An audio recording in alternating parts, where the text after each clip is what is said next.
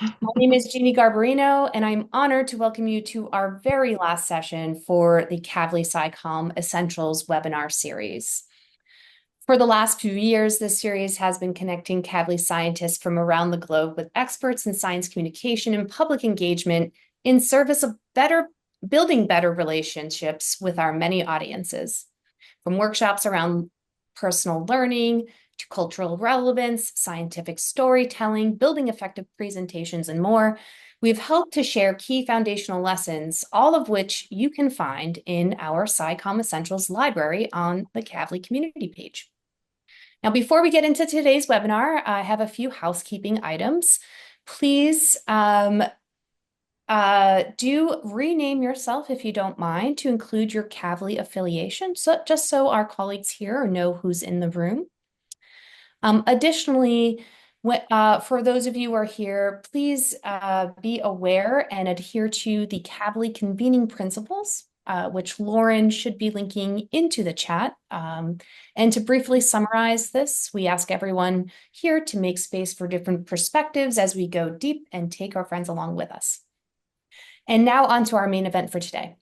So we are focusing on the brand new SciPEP report, which summarizes 5 years of interdisciplinary research around basic science communication. And this report was sponsored by the Kavli Foundation in collaboration with the U.S. Department of Energy. During our time together, we'll hear from a few of the researchers and SciComm experts about the report, their projections for the future, and more. We'll open up with a few words of context setting with the Kavli Foundation Director of Science and Society, Brooke Smith, who is joined by Keegan Sawyer, the Project Director with the U.S. Department of Energy, Todd Newman, who's the Assistant Professor in the Department of Life Sciences Communication at the University of Wisconsin-Madison, and our very frequent, you might be very familiar with our SciComm hero, Monica Feliu Mujer, who is the Director of Public Engagement with Science for Ciencia Puerto Rico and the Director of Inclusive Science Communication as part of the Science Communications Lab. And now over to Brooke. Thank you, Jeannie. Hi, good morning, everybody. I'm just going to quickly share my screen here to get us started. All right. Can we see that? Okay. All right.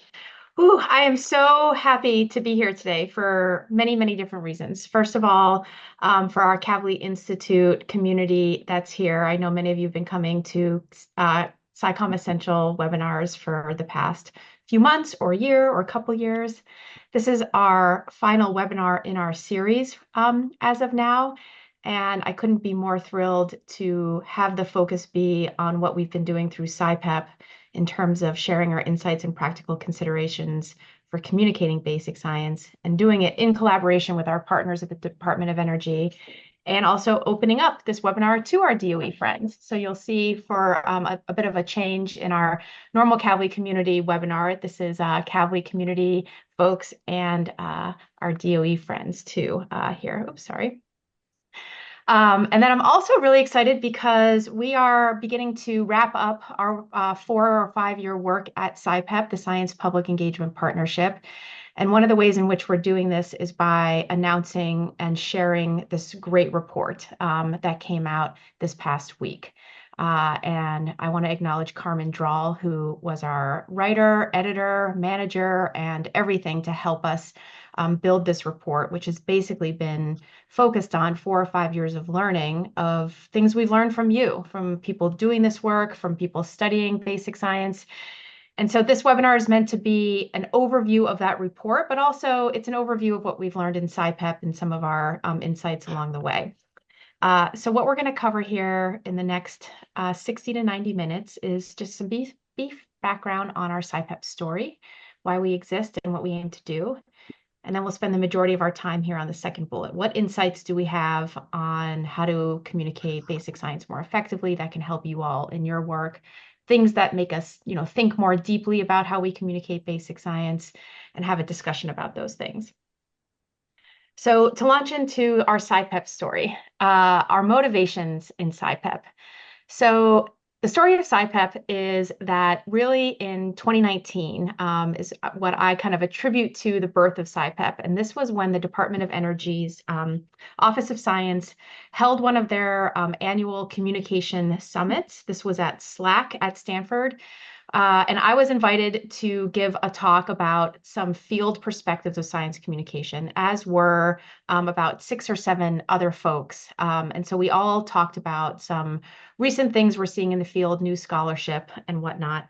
And we gathered after our talks that day and sat down and acknowledged that we were interacting with and discussing with a room full of folks, many of who are either on this call or have positions similar to folks in that room, who are all working with a connection to basic science. Yet many of the talks that we gave and pulled from scholarship about applied science as it relates to communication. So there's, as you probably are familiar with, a lot of scholarship and practice that's shared about engaging with or communicating climate science, the applied side of climate science, vaccines, and health research. And we kind of scratched our heads and said, there's just not a lot out there about basic science. And is the stuff that's being published about climate change and vaccines relevant to those who are doing curiosity-driven, use-inspired research? Is there research about that? We should look into that more. So Kavli and DOE partnered up to basically investigate that. And our idea at the very beginning was, let's work together to uncover the scholarship that's out there about this, curate it, and try to just make it more accessible to folks. So with that, SciPEP was launched. And so SciPEP, like I said, the Science Public Engagement Partnership, it's a collaboration of the Kavli Foundation, Department of Energy, which Keegan is here representing and has been a leader in this work, and she'll share more about that when she takes the screen. And our overall goal was to ensure that basic science communication, those of you who identify as part of your science as doing basic science, that you feel like you have the support for your communications to be effective and sustainable. And then that begs the question, is there anything unique about basic science communication that we should be paying more attention to? Here was the leadership team of SciPEP. Rick Borschelt has since retired. He retired about a year ago, but was here from the inception, helped birth it, and helped carry it through. So I really want to acknowledge him, even though he's not with us on this call today. And Keegan here, myself, Lauren Budenholzer, who you know on the call, and then folks at our foundation and department that really helped make this happen. Okay, so the very first thing that we did, as I said, with SciPEP is to ask the question, what is out there in the literature about basic science communication? What can we curate and synthesize? And so we started that by supporting Todd Newman, who's here with us today, and John Besley, who's a science communication scholar at Michigan State, to do a literature review and an analysis of that literature review to see what we have to build on. And so I'm going to turn it over to Todd for a minute or so to talk through what he found and what John found, which was really foundational in how we thought about our work at SciPEP. Todd, can you say a few things about this work? Yeah, thank you, Brooke, and great to be with everyone.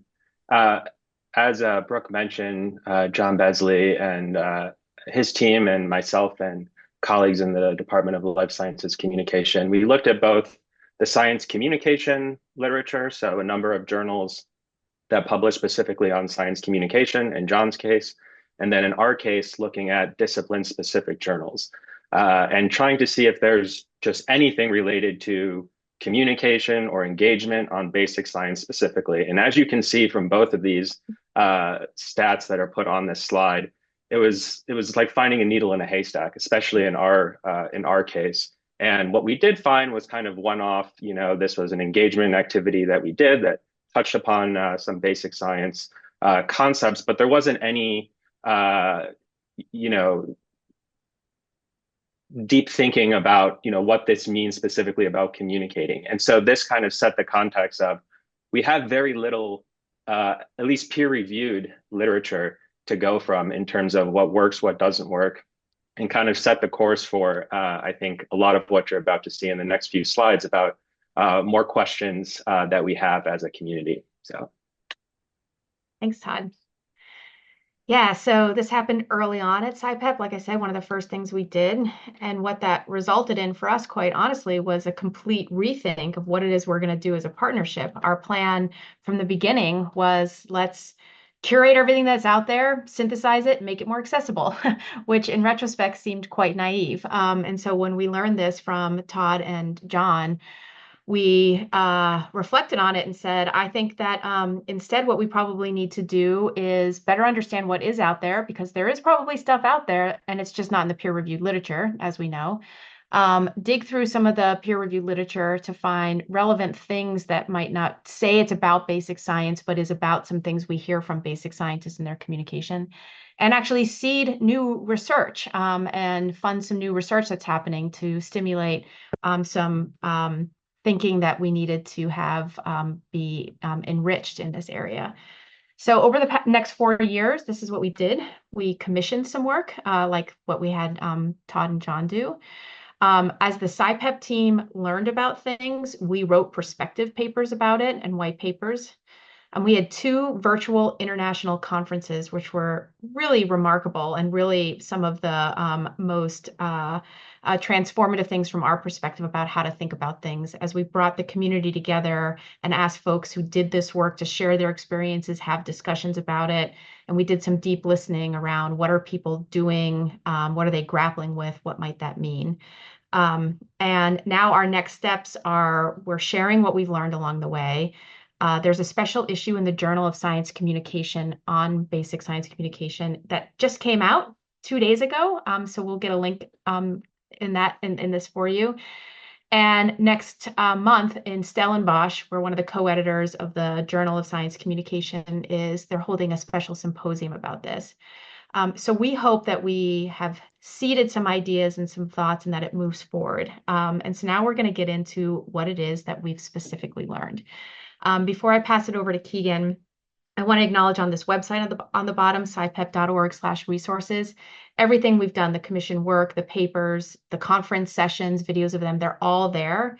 And now this beautiful 60-page magazine that's really accessible, that summarizes everything, is there.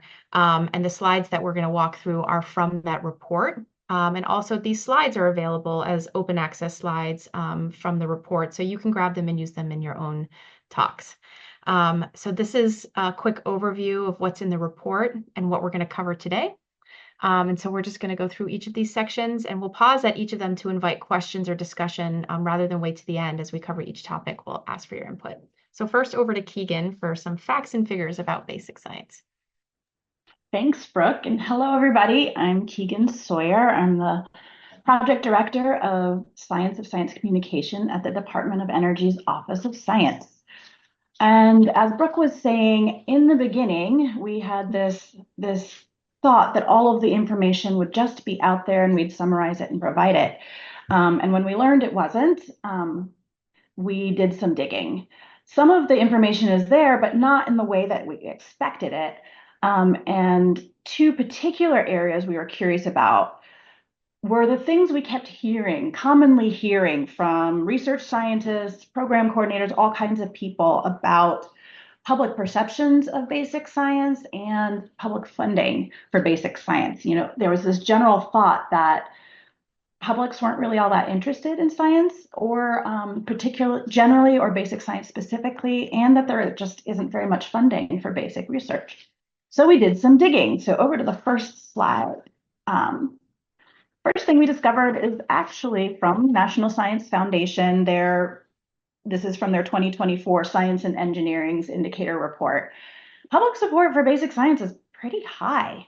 Of the adults polled in 2022, I mean, 88%, they agree that scientific research that advances knowledge deserves federal funding. And that's been consistent since 1999. So it's good news. It's really good news. And it goes against a lot of what we often hear. So the next slide over. We also dug into some research with the help of Carrie Funk when she's currently at Aspen Institute, but she used to be at Pew Research Institute. And she also found that publics think basic science matters for society. When she did polling work in 2019, 90% or more of those polled found that basic science and applied research, they're essential or important for society. And so again, that's adding into the NSF data and showing that there is public support and public interest in the US for basic science. Now, on to the next question we have is there any funding for basic research? So in 2021, again, using NSF data, we found that basic research is about 118.6 billion in current dollars, or about 15% of the total R&D budget funding in the US. And that percentage has been pretty steady for 7 decades of the data that NSF has been gathering. Of that 118.6 billion, the federal government is the largest funder. They provide just over 40% of that funding. But private sector is only slightly, below that thing. I'm not sure. Okay, somebody's saying they're not seeing the slides. They may need to Sometimes if there's a new version of Zoom, there's a tab on the top of the Zoom window that might be where the slides are. If not, we can try to figure out. But let me know if that fixes your problem, Dawn. Great. And yeah, you can move to the next slide. That's great. What we're seeing, however, is where the U.S. federal government has been steady in its funding for decades, business is actually increasing their expenditures in basic research and is almost catching up with the federal government. And they overtook the federal government in overall spending in 1980, and basic research is, slowly catching up in that time. It's more than tripled, I would say, what we have in here. Yeah, it's more than triple what private businesses are expending for basic research specifically. So they're closing in on that $40 billion worth of expenditures per year. And I think yeah. And so that's what we know about the whole picture. One of the questions in that is something for you guys to think about is, while the federal government tends to give out the money for federal research expenditures, businesses fund their own areas of interest. So what that question from the beginning we were answering is there enough funding for basic research? There's a lot of money being put into these areas. The question is, into what areas? And that's something that would need continual investigation. So after this, we're going to go on to share some of what we've learned about scientists' goals and motivations for communicating basic science. And I'm going to turn this over to, I think we're going to pause here and we're pausing here. Okay. Yeah, we're going to have some reflections on. Sorry about that again. We're going to just reflect on these data, these facts and figures, right? Sure. I think this idea that I'm just really fascinated with the idea, and maybe others might be fascinated too, of this, that the private sector's contribution toward basic research has tripled since 2003. And we're seeing it reach the level of the federal government when it comes to investing in basic research. Now, the last time we saw a shift like this was right after World War II, when the US government saw the value of investing in basic science research. And that led to the establishment of our, standard institutions of science, such as the NSF and the NIH, which are the major funders of the research from the government side. You can sort of trace that back to say, well, the government wanted to convince taxpayers that investing government money in basic science was a good thing, and that's helped to shape how we communicated about the basics research that was taking place. Now that we are seeing a little bit of the shift towards private sector investing at the same level, do you think that will have any impacts in the way basic science is communicated, similar to what we saw post World War II?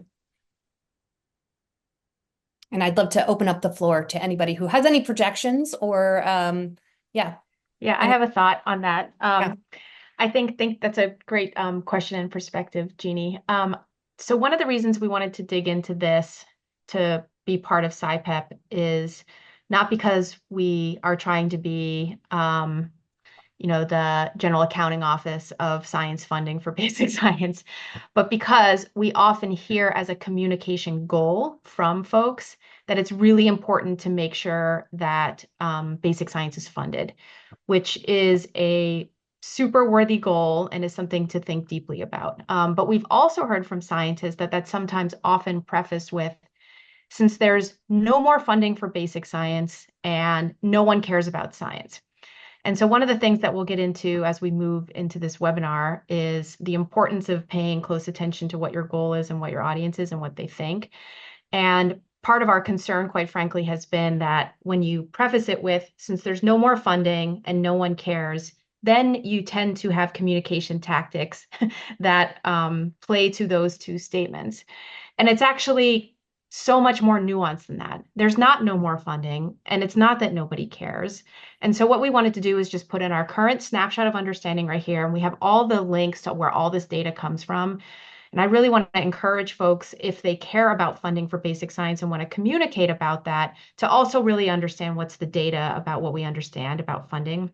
So I think to your question then, Jeannie, there's a long way to get to your question, but as we think about the private sector, for me, the question is just, what are you trying to do and what are your goals? And do you really make sure you understand the state of play as you enter a communication environment? Because your communications will be so much more effective if it's based on what the real data is and what we understand about the audiences you're trying to connect with.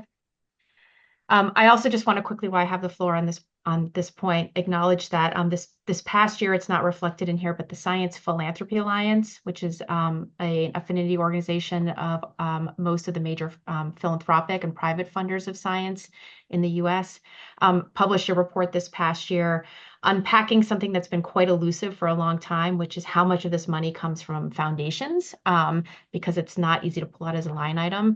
And they've got some data about that and some ranges of what it might be. And we're also seeing the private foundation side, which Kavli Foundation identifies with, as drastically increasing their investment in basic science too. At the time when we're seeing the federal government, level off, it depends on what we look at in terms of how we're making those connections. Excellent. Thank you, Brooke. Would anybody on the panel like to weigh in? Todd, go ahead. Yeah, just to jump off of what Brooke was saying, and I think, talking in the context of communication tactics makes, is really what this is about, and the importance of funding and support for funding is one of those tactics. And I think one of the things that's important for everyone on this call to also think about is, we look at these data and we can see, what these different kind of ratios are between, expenditures from federal, business, higher education, government, nonprofits. But, when we're thinking about communication and who we're communicating to and the audiences specifically that we're communicating with, what is that perception that they have in terms of, right, who is funding the majority of this research? And there's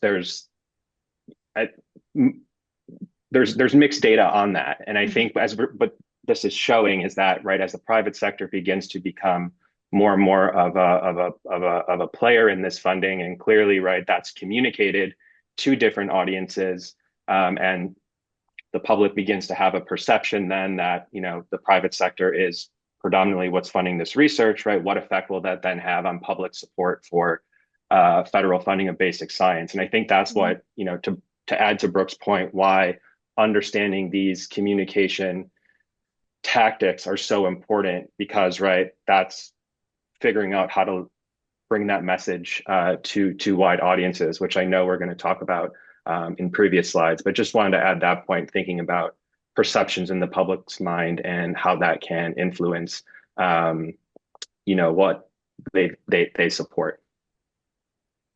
Yeah, terrific. Anybody, Keegan, did you have a thought? I just see that you're unmuted is the only reason.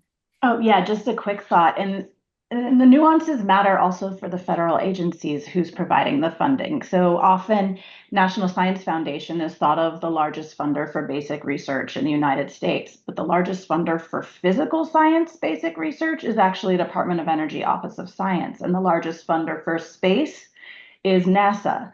And so knowing those things when you're communicating with people from those agencies is critically important in forming your tactics and goals. Speaking of which, should we start moving into some ideas around goal setting, Brooke? Yeah, that sounds good. And I see the question about the SPA report, the Science Philanthropy Alliance report. I can't grab it now because my internet will destroy my bandwidth while I'm sharing slides. But I'll grab it at the end, or if someone wants to grab it. It's called the Indicators. It's the Science Philanthropy Indicators report from 2024. If you go to their website, and if you can't find it, I'll stick it up here at the end of the webinar, and maybe someone else will be able to find it. Okay, goal setting. So let's talk about goal setting quickly. So this is, of course, in strategic communications, a super important element is if you're going to be communicating your science, understanding why you're communicating it and what you're trying to achieve helps you make your communication more strategic. You don't just build a website and put stuff on it without thinking about, why am I putting it up there? Who do I want to come see it? What do I want them to do with it? So as we know that goal setting is a really important element of strategic science communication, we had a question as SciPEP in terms of what are the major goals that scientists who identify with doing basic science have in their communication, and are there goals that are maybe higher priority or different than what we see in applied science. So for this we went to John Besley and Anthony Dudo, who had previously done work in this area in terms of surveying scientist goals. They have done this work for the AAAS for their membership to look across all scientists, what are different communication goals. So they had some history and depth in this field. And so we asked them to go and do a survey of basic scientists and what are your communication goals. And so this is what we saw from John and Anthony. I have to move your beautiful pictures so that I can see this slide. So one of the things that they found is that of the scientists surveyed, that they, A, hadn't really actually given much thought to goals, and B, they tended to rate most of the goals all pretty highly, which shows like there are all these goals, they all sound important to us. Which then led us to believe, as you see from Anthony Dudo's quote here, that maybe they've got a little more work to do to think more critically about this. So to just get a little bit more specific, here are the different goals that they put out in their survey and asked folks, can you rank these from low to high importance? And it's just interesting because most of them, as you see, are on the high side. And so when you think about whether or not we're prioritizing goals and everything's important, it just makes us think that we should spend a little bit of time identifying, well, which is most important to you in which context. We have had some discussions about this with the science communication training community as well, in terms of their experience. Like when you work with scientists on helping them improve their communication skills, do you see differences in applied science versus basic science? And, anecdotally, and this is part of my background, some of the things that, we heard was often if you're a climate researcher, you've got very specific goals around that element of research about climate, whether it's, I understand it's about climate, so I want to affect policy. I want to make sure policy reflects what is known. And often what we're hearing from basic scientists in some of these experiences, my stuff's just really cool and the world should know why it's cool, which is just really general. And I think that is true. And we all do want the world to know why all the work you're doing is cool. But also think a little bit more deeply about, but why do you want the world to know why it's cool? And so this work on goal setting just showed us that this is an opportunity space for us to just think more deeply and critically if you're thinking about communicating your science and sharing it with folks, to really ask yourself why you want to do that and what your goals are. It doesn't necessarily have to be one of these goals. Other goals can exist. This is illustrative to show that we should be thinking about specific goals. But this is something that's, I think, a big challenge in communication in general for any of us, whether you're a scientist or not, is just being really clear about what your goals are. And I think that we've uncovered that for basic science compared to applied science. Giving that a little extra thought might not hurt in terms of increasing your strategy and efficacy. So I think that is it on this section. If anyone else wants to chime in or have questions from the audience on goal setting. Yeah. Anybody, I think what this shows, Brooke, is that basic scientists tend to be overachievers and we just want all of it to take place, right?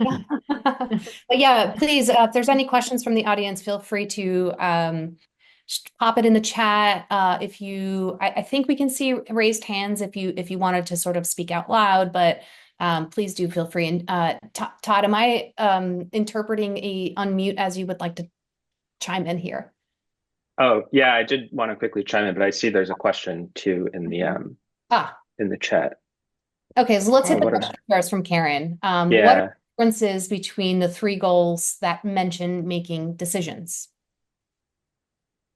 Well, that was kind of what I was going to talk about anyway, so I'm happy to jump on that. Thank you, Karen. So I think with each of these, so let's just at least so increase the likelihood that people will make decisions, advocate to increase likelihood that people will make specific decisions, ensure scientists like you make the best possible research decisions. And I'm looking at the bottom two, which while all these goals are ranked quite highly, those two goals are ranked a little bit lower than the other ones. And I think with this decision making, right, that is putting into context the idea of knowing what behavior you want to change with a specific audience. And part of why I think these goals at least rank lower, and I think this is also kind of getting into the applied basic distinction, is right for scientists who predominantly do basic science research, the audience in mind and knowing what kind of behavior they want to change is a little less evident, right? Which goes to Anthony's point in the previous slide. So that whole, and then looking at the bottom, ensure scientists like you make the best possible research decisions. I think this also speaks to, right, the kind of public engagement dialogue context that is not always as relevant as a goal, maybe for scientists that are doing predominantly basic research in the sense of, right, thinking about how community comes in or how publics come into the decision make or the research process. So again, these more behavioral goals, I think, are what that specific kind of decision is focused on, some kind of individual level behavior change on behalf of the audience or on behalf of the researcher. Was there another question here that I could? Keegan, did you want to add anything? Yeah, I just want to add one quick thing. So increase the likelihood that people will make decisions and advocate to increase likelihood that people will make specific decisions are actually the same question. This was a meta research study embedded within this to understand whether the word advocate would influence whether or not people chose that answer. And you can see it does influence a little bit. So yeah. Cool. And then adding on to this, there's a question from Brittany about whether we see similar kinds of let's do everything for applied scientists. Do we have data on that? Yeah. Sorry, that was from Dawn. That was from Dawn. And it sounds like, sorry, Brooke, you've already said no, that this was the first time the question has been run. I missed that you answered that in the chat. Sorry about that. Well, this was the first time, yeah, we've done it for basic science, but Todd, you should say something about what exists across. There is more data on this question. Yeah, there is more data, and the data can be more robust, but we've looked at this question. I think Sarah Yo has also looked at this question, and we do see that, in general, whether you're more basic, more applied and kind of identifying the type of research you do, we still see kind of high levels of prioritization of a lot of these goals. But, with those scientists who consider their research more applied, a lot of those kind of behavior change, hearing what audiences think, kind of influencing or trying to promote individual level behavior change is ranked much higher for applied scientists. And I know we're going to go into this in kind of the next couple slides, but one of the things that comes out of a lot of these data, especially between basic and applied, is really thinking about kind of the way in which they want to communicate. And one really important distinction that we found is that the whole idea of joy, excitement, curiosity is much higher and more salient for those scientists who consider their research more basic than it is for those scientists who consider it more applied. So there is some data on this. And if you look in the new Journal of Science Communication special issue, myself, John Besley, Anthony Dudo, and Sarah Yo, have some talk about this and some of the data we found. Do we want to? Lastly, for this section, really quickly, do you think that COVID has impacted any of this? And this is the question from Brittany. Is there a before COVID, after COVID, in the way? Oh, yes. Yeah. Okay. We have lots of data on, scientists and their public engagement, looking specifically at the basic and applied. I don't think we have those measures before COVID. So we couldn't necessarily look at that empirically. So it's a question, but my guess is, right, it's shifted since then. But that's something to look into. But asking scientists to identify the type of research they do in these surveys is something that we just started doing with kind of the push from SciPEP and kind of beginning to think about this as social scientists. So we don't have those data, at least that I know of. But if I find something, we could follow up. Terrific. And I guess now we're going to move into the semantics of basic science. And I think, Todd, that's you. Yes. All right. So kind of going off of what I was previously talking about, one of the things that work that myself and Chris Volpe, who was running Science Counts, which was a nonprofit organization looking at the connection between science and society. Chris has done a number of research studies going back to 2005, I want to say, with public audiences, asking them, what comes to mind when you hear the word science? Just getting at a very kind of latent understanding of the associations that just come to mind to public audiences when they hear the word science. And as a social scientist, right, this is a question we often think about. What does science even mean? I ask this to my students all the time, and they look at me and, right, what does science conjure in the mind? And what Chris found with his data is that most of the US public identifies science as hope. So this idea that science is a payoff towards something, right? It's a utility, it's a tool. Science is something that brings some kind of payoff. And that's why we see in a lot of survey data, like the survey data we previously saw, there's generally strong support overall of science. But then when you begin to look at different scientific disciplines and applications, we begin to see divergence of how different audiences view support or the importance of that. So myself and Chris and a team with John Besley and Anthony Dudo and folks at the Alda Center, Laura Lindenfeld, did another study trying to kind of take this same framework of how public audiences think about science and ask that same question to scientists. And what we found is that while the public predominantly identify hope as kind of this main feeling, scientists are much more likely to indicate joy as an emotion. They still identify as hope, but right, joy comes up much more often. And this is not surprising because scientists obviously love the work that they do, but we identified this very much as a process-minded orientation, right? The process of doing science, it's what gives them joy and excitement. So if you want to go on to the next slide. And so what we did is we actually plotted this to kind of get a better sense of how public audiences differ from scientists. And then, right, with this, because we had, we were able to look at different fields, right, just how this differed based on kind of more basic or applied. And so as you can see in this graph on the x-axis, we have, the percentage that identified hope, and on the y-axis, the percentage that identified joy.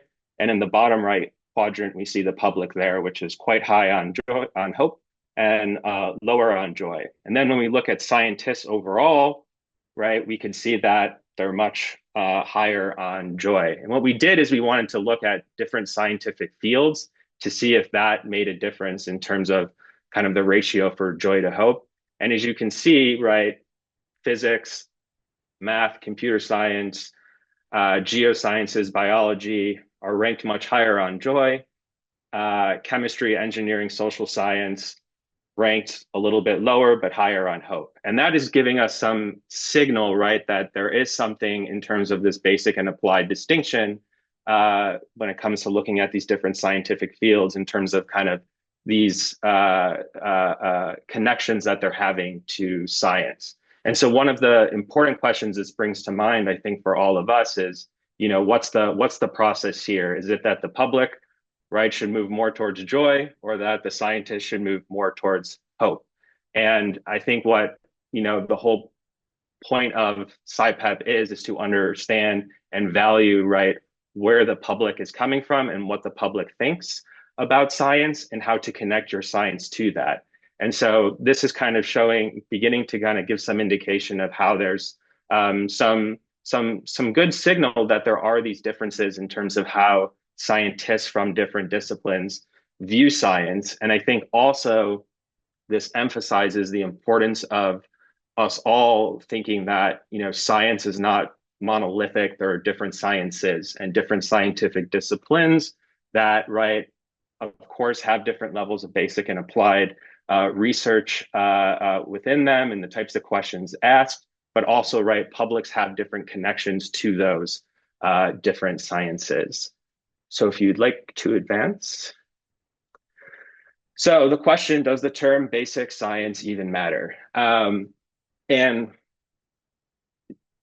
this, I think, really summarizes a lot of the key points that, from the research that myself and Chris Volpe and John Besley and Anthony Dudo have done, looking at, what do we know about this term from a public communication perspective?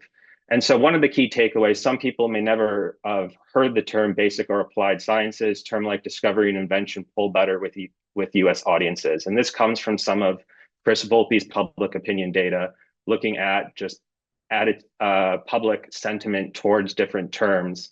And there is not, at least in the data that he's collected, right, discovery and invention obviously pull better in terms of people view them more favorably, but there isn't a strong distinction at all between basic and applied.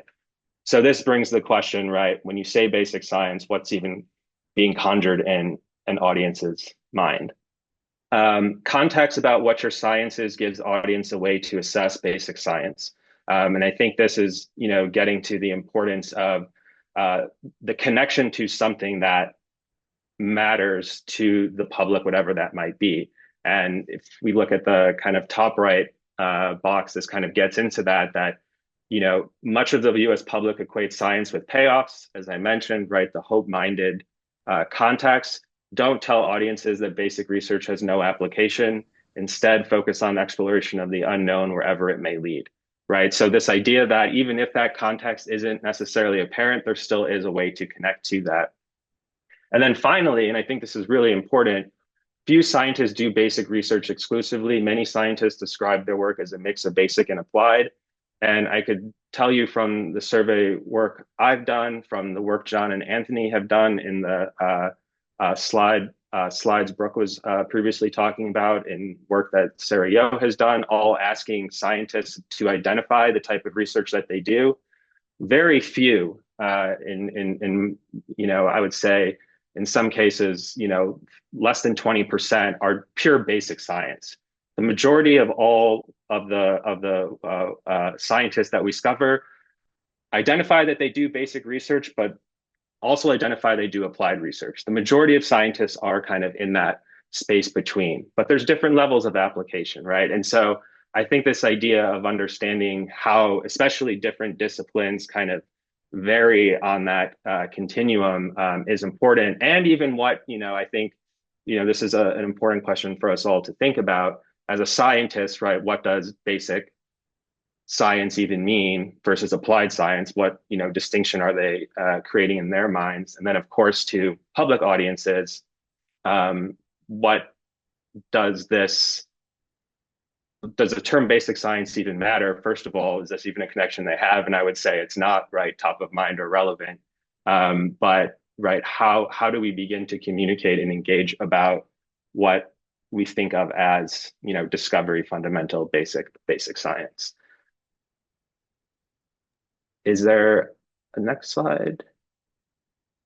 Nope, we're moving Oh, in. I think there's discussion. Okay. Yeah, we're going to pause here for a second. And so this is really interesting because I think, if you are in basic science, you are very familiar with the concept of failure.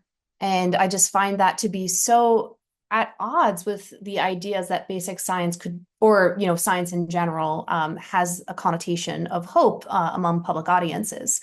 Where do you think, does anybody want to sort of like share some thoughts about this tension between hope and failure? Or has anybody given it some thought? Yeah, I can chime in. I mean, I think one thing I've been thinking about is like, is this partly a result of how science is communicated publicly? Often when we hear about science, or when different publics, non-experts hear about science, it's about a result. A result of a study. You don't hear about the process. You don't hear about the failure. When publicly failure is discussed, it's discussed as a bad thing. And those of us who are scientists know that, I mean, I think humans generally, we know failure is part of life, but failure is certainly part of research. And so I think this might be partly of a result of how we've communicated science traditionally. It's about the results. It's about the payoff. It's really not about the process. And we're going to get into this in a little bit, but it's often about utility and not necessarily the connection, the relevance, the context, which, depending on the audience, the research, and many other factors, is really different. And so we have to be, just as we have to be really thinking about specific goals, we need to be thinking about specific contexts in which we are communicating science and tailoring how we're communicating that science to those factors.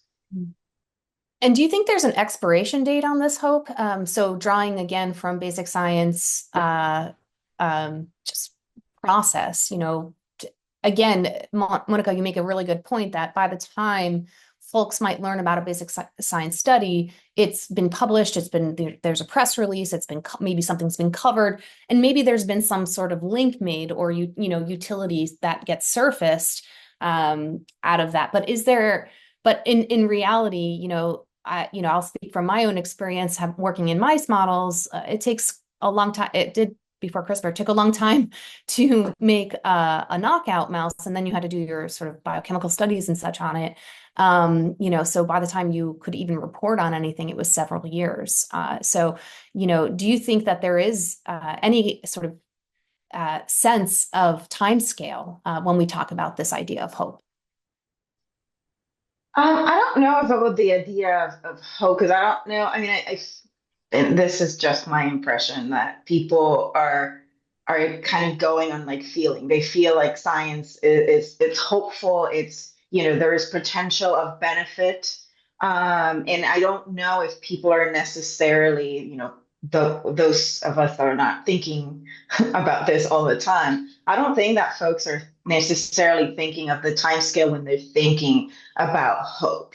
I feel like thinking about the time scale of research is something that, can be very analytical, and it's not something that I think people are considering day to day.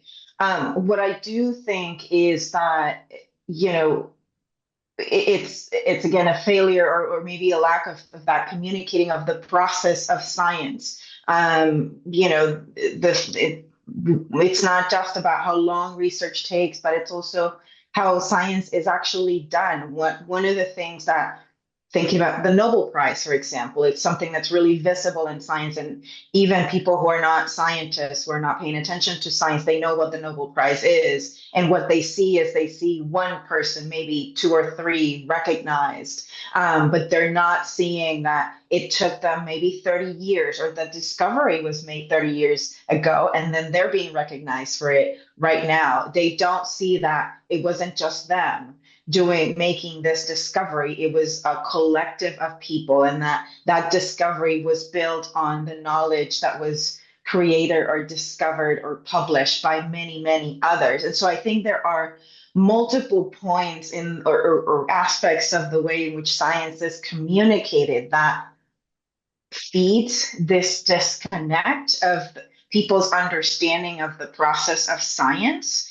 and failure and how long it takes and how scientific knowledge is built, and it's in many ways self-correcting. I think there are many points of how we communicate science that contribute to people really not understanding what the process of science is really like. Yeah. Todd, go ahead. I just wanted to add a quick point. I totally agree everything Monica said. It's plus one to all of that. And I would just say with the hope, one of the things, when I talk about this that I often get is, you know, being hopeless is also something that's driving a lot of efforts. And I see this, primarily through younger generations around climate, where there isn't much hope. And we think about, right, the context in which they're growing up versus the context when we look at these large public opinion studies.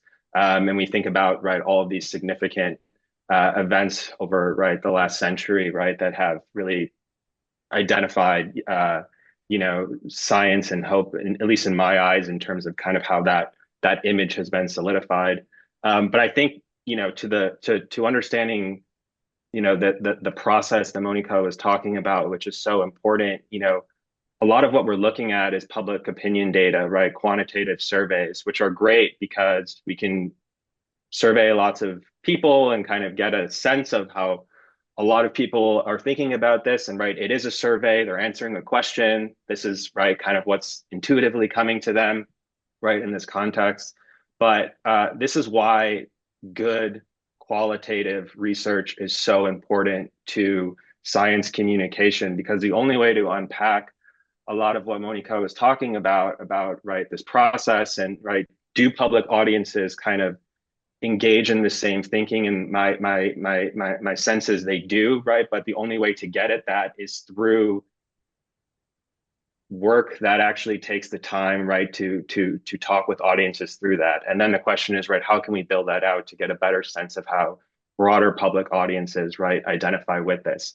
And I think that, from a social science perspective is something I think is important to think about, the types of methods that we're using to even get at how public audiences or scientists think about these distinctions. Yeah, it's a pretty fascinating and nuanced topic that I'd love to see more research into. And speaking of public audiences and their engagement, I think that has a lot to do with curiosity. So let's move into the next section of the SciPEP report summaries. And I think this will be taken on by Keegan. Or Keegan, are you doing curiosity? I am doing curiosity, yes. And I got to say, in 2021, we got curious about curiosity. I had to say that. And also awe. So one of the things I've heard a lot, and I also feel a lot, is like, I want people to be excited about the research that's happening. I want them to be curious about it. I want them to ask questions about it. I want them to dig into it. I want them to be inspired by it and have this great big awe. And we hear that from a lot of people who want to communicate and talk about science.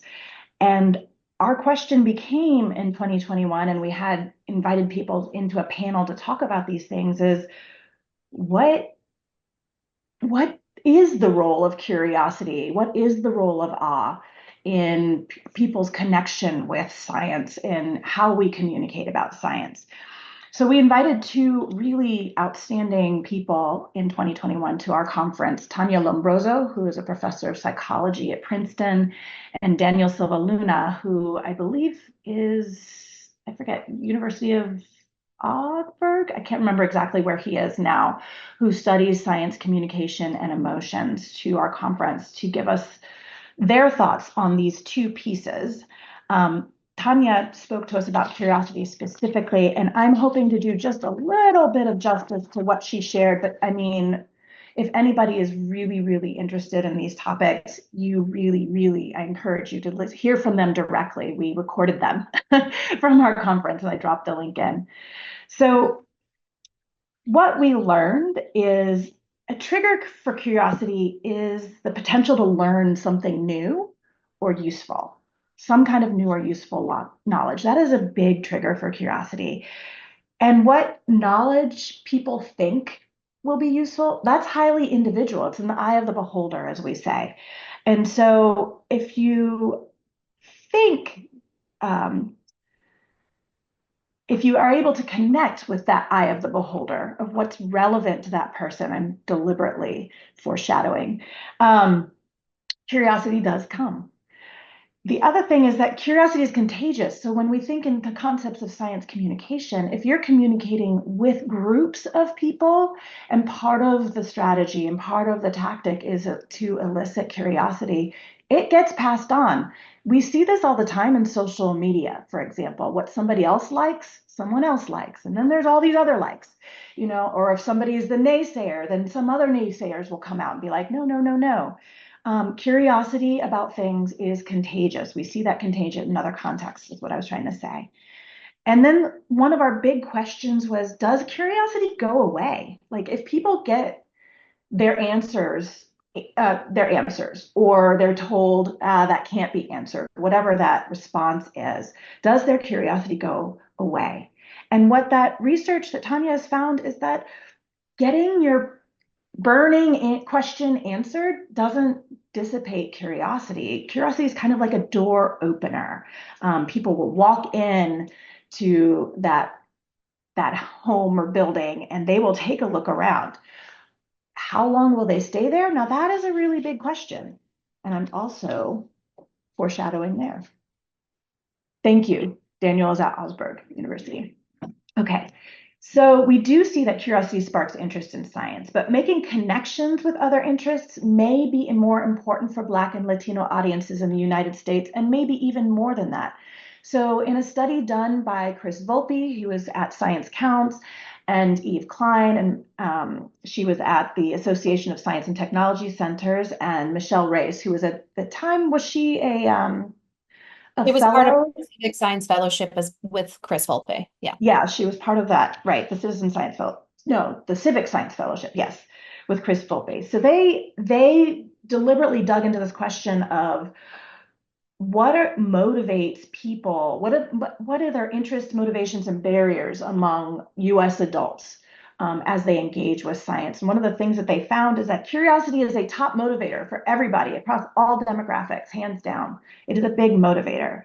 But there are differences when you begin looking at different ethnic and racial groups. So what we saw is that 3/4 of Black and Latino respondents say they need some kind of connection between their science and non-science interests. Like they see those connections, and that's part of their curiosity package.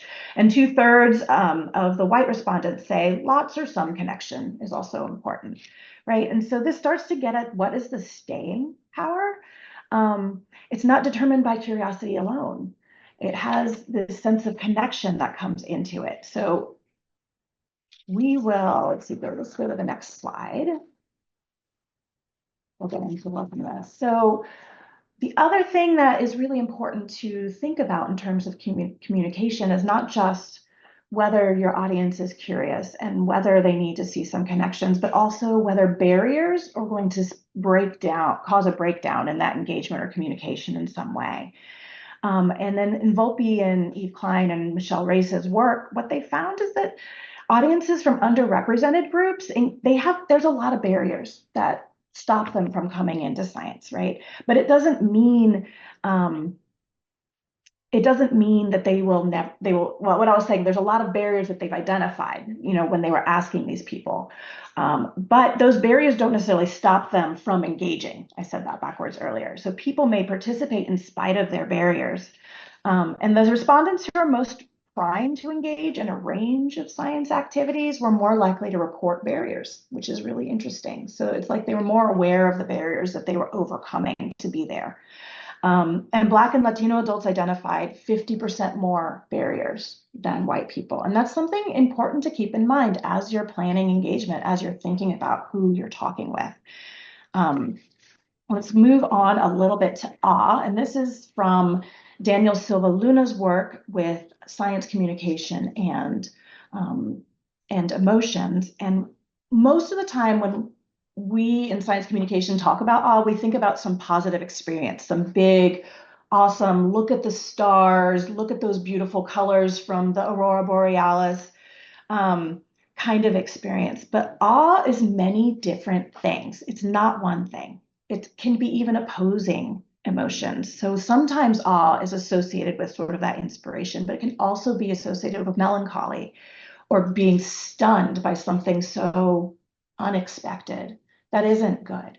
Like coming around through, going on a walk, perhaps someplace beautiful, and then coming to the end of your neighborhood and finding out, wow, there's a whole bunch of houses missing, or wow, there's a whole bunch of areas flooded, like we saw with the hurricanes coming through. And that kind of awe is not a positive experience.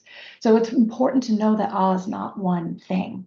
What awe is really determined by both your culture and your personal experiences associated with awe.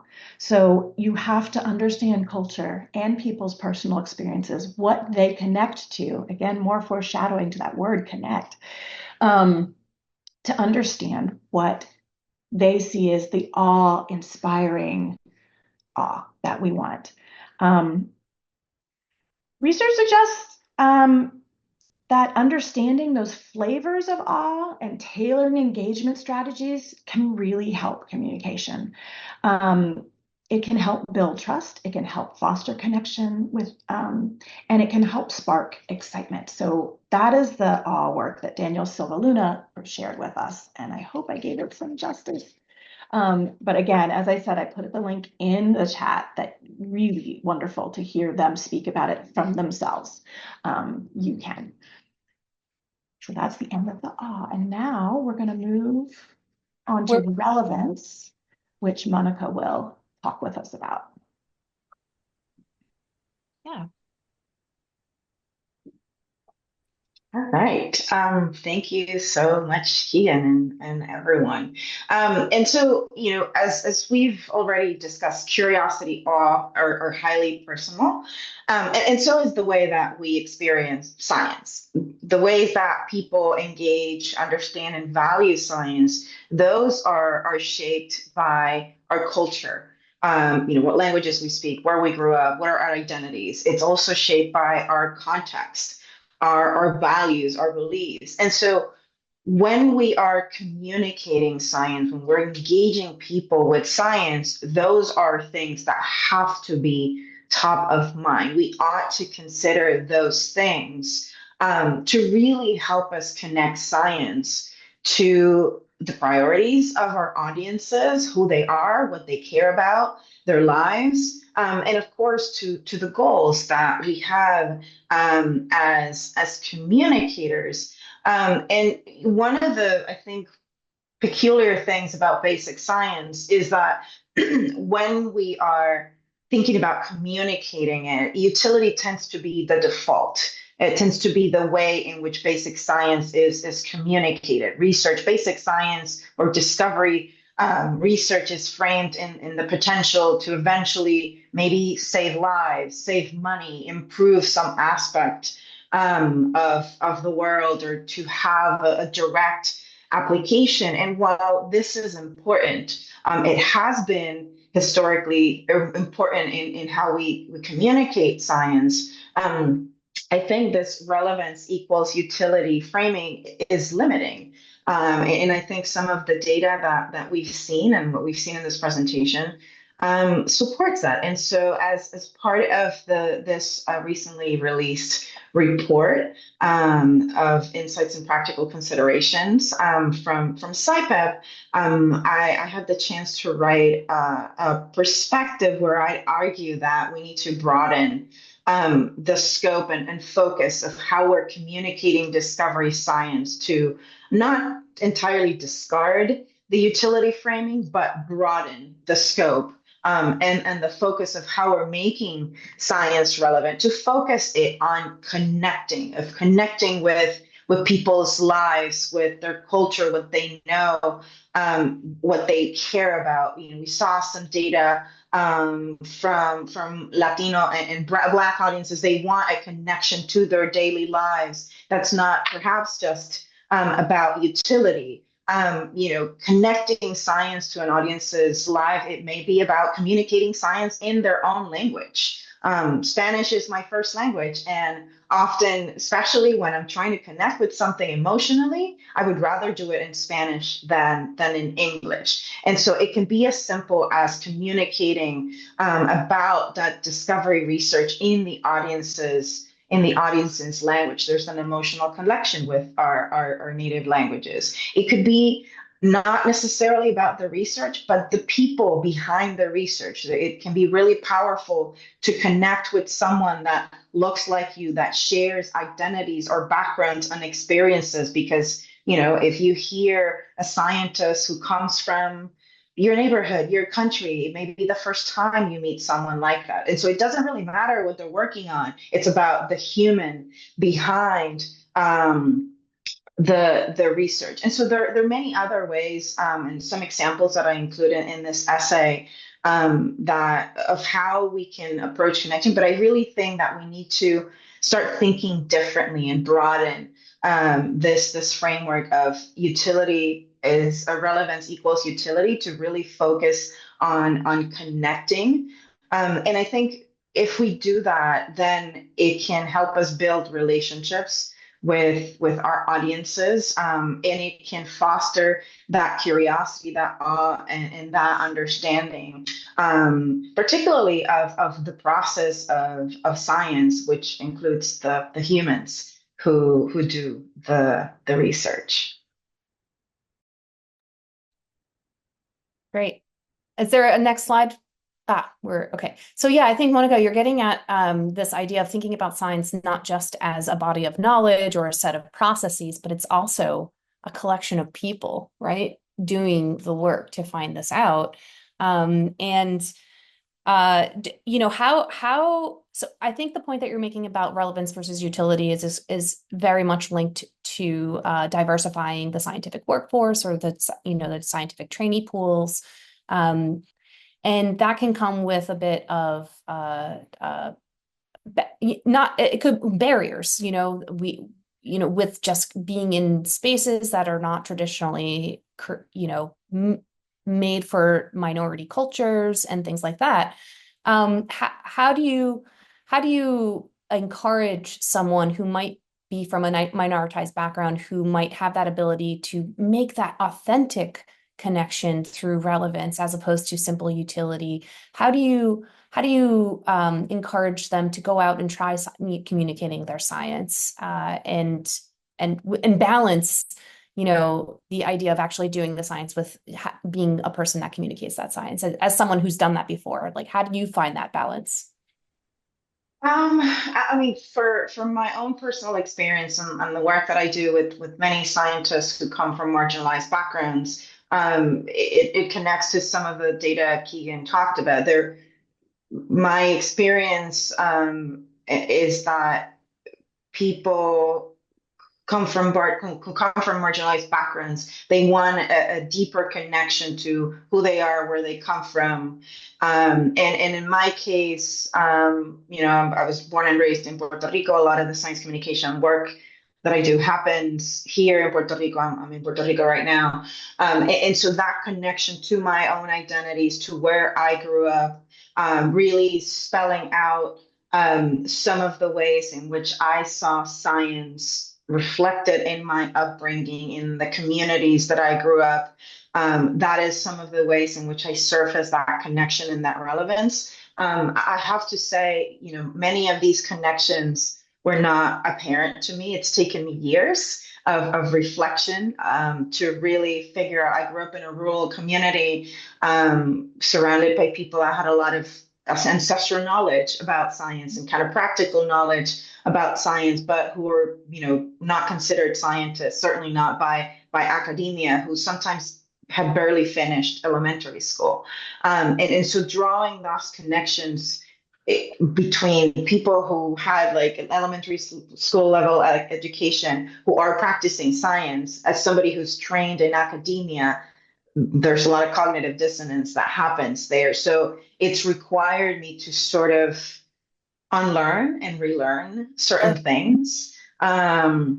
But I think in my case and what I see in many of the students that I work with is that connection with who they are, with their identities, which again can be challenging because often in academic spaces, what you hear is who you are, where you come from. It doesn't matter. It's about the ideas, it's about the research that you're doing. So there needs to be a certain transgression there and counter narratives that happen there. But there's also research. I can share this in the chat, but there's some research that was done by Nick Bennett. They're a postdoc now at Michigan State University. They work with Anthony Dudo. And a recent paper they published shows that for many folks, especially from marginalized backgrounds, science communication is a space where they can feel they can be their full selves in ways that they don't feel like they can be in academic research, and doing science communication helps them persist then in academic research. So there's some research on some of these things that I'm talking about.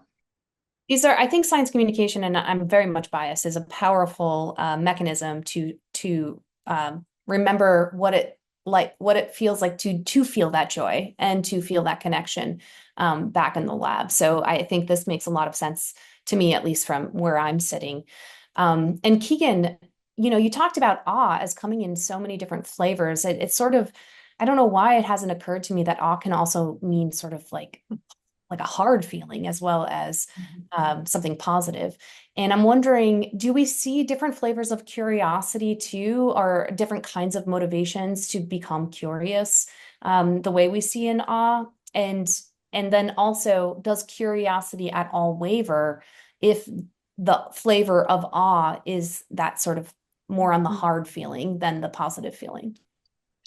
So, I mean, I think you've heard the term morbid curiosity before, right? So there are definitely flavors of curiosity. As far as the emotions research, there's a little bit of, I would say, just lack of clarity around whether curiosity actually is a form of awe or vice versa. And you get a little bit of that discussion between Tanya and Daniel in the SciPEP 2021 conference on that. So I don't think that's settled quite yet, but definitely there are different flavors of curiosity, like there are of awe. But in curiosity, the object isn't, there could be other emotions that go along with it. Like very few of our emotions are ever in isolation. So you may be curious because you're upset, or you may be curious because you're excited. Those are different ways you can enter into curiosity space. Yeah. So fascinating. Would anybody else on the panel like to weigh in on this before we move on to the next pieces?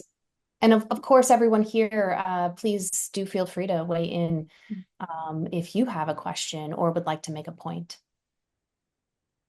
Jeannie, I'd like to add something, and watching the chat to see if there's anything that anyone else wants to add in here too. I think the work we did to learn more about curiosity and awe from the researchers in this space and those of you working in this was really impactful, especially to me and some of my own personal experiences working with basic scientists who are communicating, because I often feel like this idea of curiosity can be used as like a crutch in communication. Like, oh, well, it's just about curiosity, so it's safe. Like, we're not communicating about vaccines where people have strong opinions on either side, or that they're pro or con what's going on with the climate science, but it's curiosity. So like everyone loves curiosity. It's super safe. And while elements of that might be true, I also think one thing that we haven't really talked about enough, and that we hope with some pieces in our SciPEP report that uncovers some thoughts from experts on this, that curiosity is not homogenous. It's not one size fits all. And to just say like, well, this is interesting because it stimulates curiosity, and so I'll share it and everyone will be curious, is a pretty simplified version of what's really going on.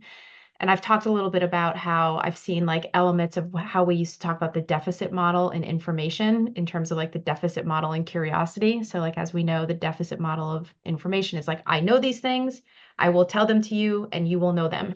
And what we've seen is, the receiver of that might not know them. Like, where are they coming from? What are their views? What are their cultures? What means something to them? And I think we've maybe allowed curiosity more leeway to just also say, like, I'm curious about this. Therefore, you should also be curious about this because curiosity is universal. But just like Keegan alluded to in the work that's been done, is what makes you curious might be different than what makes me curious. And so there's a bit of like me assuming because this is super cool and interesting and ignited my curiosity. So I'm going to tell you why. You might not have actually ignited their curiosity because you didn't actually stop and think about what does make that person curious? Where are they coming from? So that same kind of strategic communication ethos that we share about, understand your audience, where are they coming from? What are you trying to do? Applies even when you're using curiosity as a method. Curiosity doesn't give you a hall pass for not being strategic about your communication. Yeah, that's a great point. And I know that there's a lot of educators also who are working on how to prompt curiosity in their students and other learners. So that kind of pedagogy is pretty fascinating. So okay, Keegan, I think we are back over to you for what's next.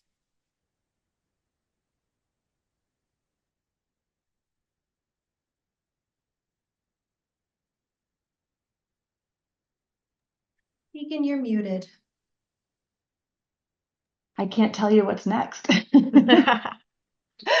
All right. So what we found, and over 5 years of our SciPEP work, this is just the tip of the iceberg.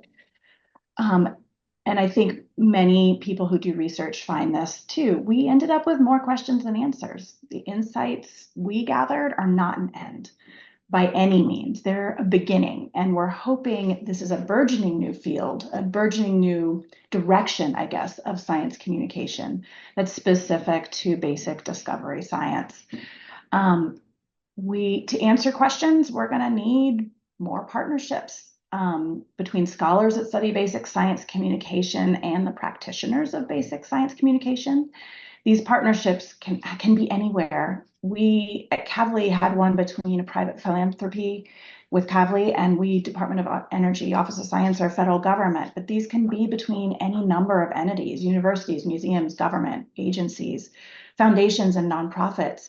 Those types of collaborations that we, and at least in our experience or my experience, really brought out perspectives and questions specifically, and even answers that I wouldn't have expected having done it in a more insular environment. And it was incredibly rewarding. So what's next? Let's get collaborating, all of us, all of you. Let's get collaborating. On the next slide, also on what's next, consider this report, Insights and Practical Considerations. This is our call for you to access this knowledge that we started it. You carry it forward. As we say in our opening letter, Brooke and I, we built a rocket ship. You steer it, you go explore it into the spaces that you find most important and relevant to the work that you do, to the communities that you interact with. We wanted it to inspire in a good kind of way, the good awe, explorations and catalyze conversations to inform just, many things, research, practice spaces, and training. And then finally, two things are coming up, or actually this already came out. The Communicating Discovery Science, the special issue of the Journal of Science Communication, was released this Monday, just 2 days ago. Rick Borchelt, who is on our call, was the lead editor of the editing group for that issue. We are so excited. There's a lot of really cool papers in this issue, so I encourage everyone to check it out. The other thing that's happening is a Communicating Discovery Science symposium. It's being held in Stellenbosch, South Africa. Marina Jobert is organizing it. Room is totally booked up for in-person, but you can go online for some of the sessions. And it's a relatively modest fee to attend online. So I encourage everyone to look that up and attend and engage in that way. And now I'm going to say over to Brooke for a few final thoughts. Just gratitude. It's a lot of rich information that came from dozens, if not hundreds of people over the past 500 years, and trying to get our arms around it has been quite the journey. I think we've done a fairly good job pulling out some nuggets, but it's of course not exhaustive. And we're always excited to hear your thoughts about other elements here or things that should be on our radar. But I also want to see if there's other thoughts or questions from our colleagues here. So I'll let Jeannie navigate us through that. Absolutely. So everybody here on this panel has contributed to the SciPEP report and has touched it in multiple ways. What have you personally learned from the experience? How has this possibly inspired you to move forward in your own pursuits in basic science communication?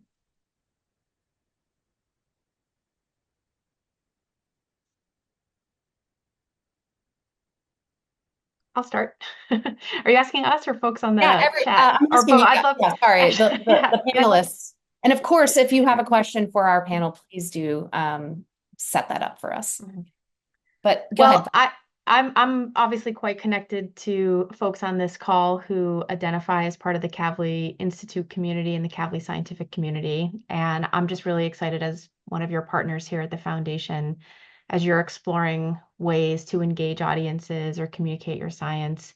We are very motivated and excited to not just support and applaud that work, but to also make sure it's done well and have folks who carry the excellence of the Kavli brand and the science they do also carry the excellence of science communication when communicating. And I think these insights give us, many of you are doing this work, and so this should make you feel like, great, I've thought about that, I'm doing that, and this confirms that I should keep on this path. Many of you might be new to communications and engagement, and hopefully this gives you some things to think about as you're starting that journey. So I'm really hopeful that with the scientists that we partner with who have a desire to be communicating and connecting their work, that we can be partners in reflecting on how to do it effectively based on other experience and good scholarship and how we can work together.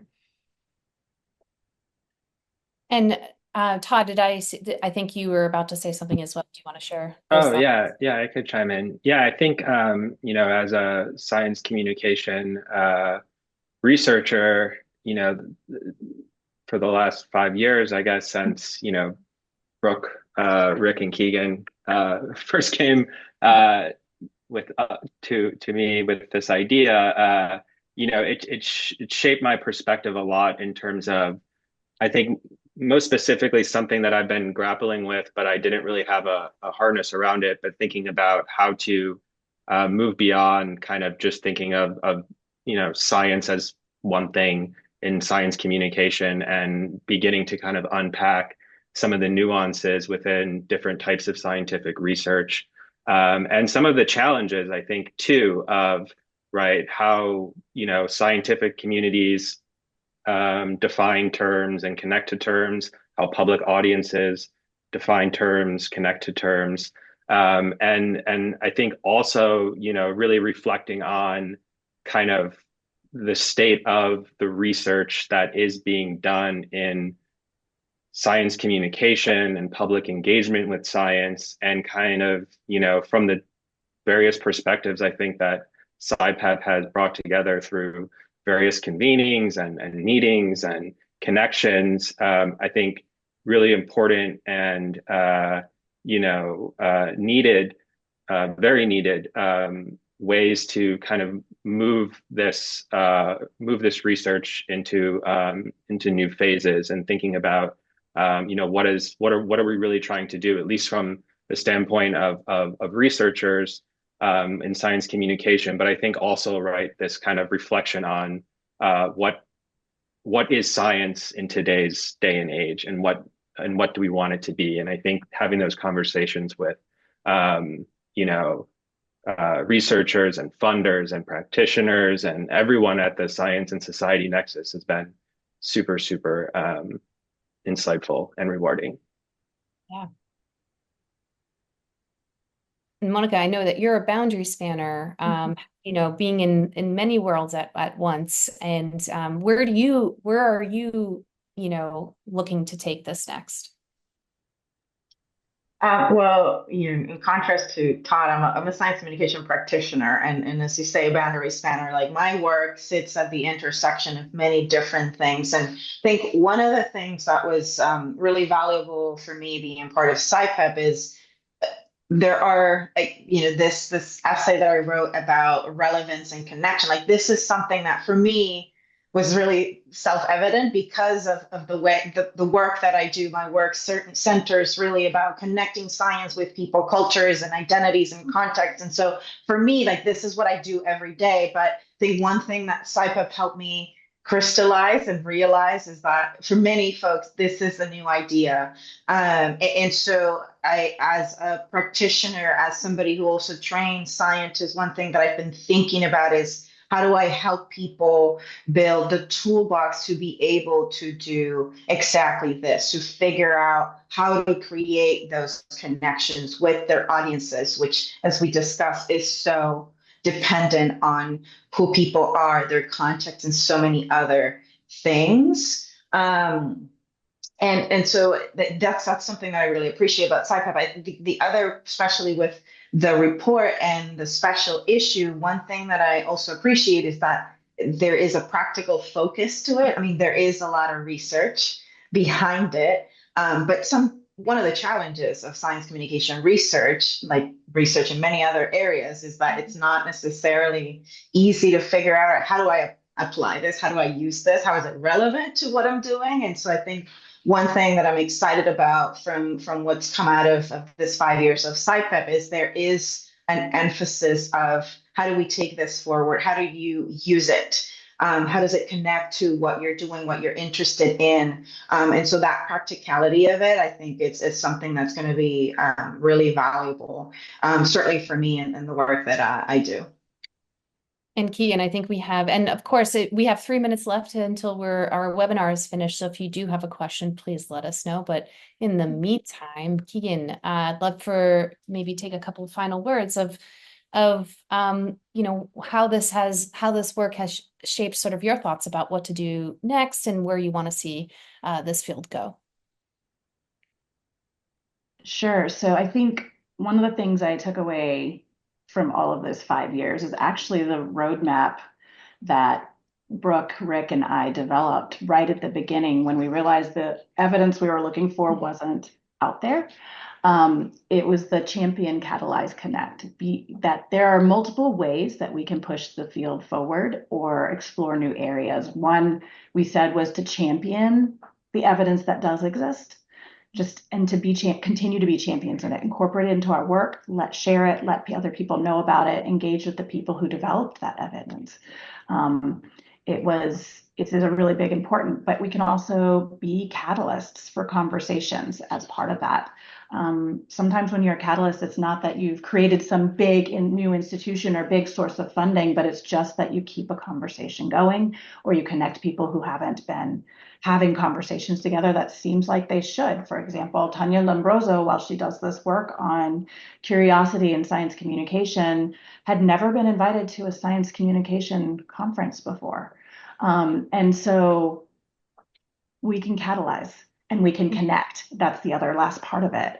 And so whatever you choose and whatever I choose to carry forward, don't think of it as this one thing. I have to produce enough money, or I have to produce, this type of thing. It can be any number of these things, and they can be interrelated to move the field forward. And that's one of the things I value, and it's one of the things I will continue to do, champion, catalyze, and connect.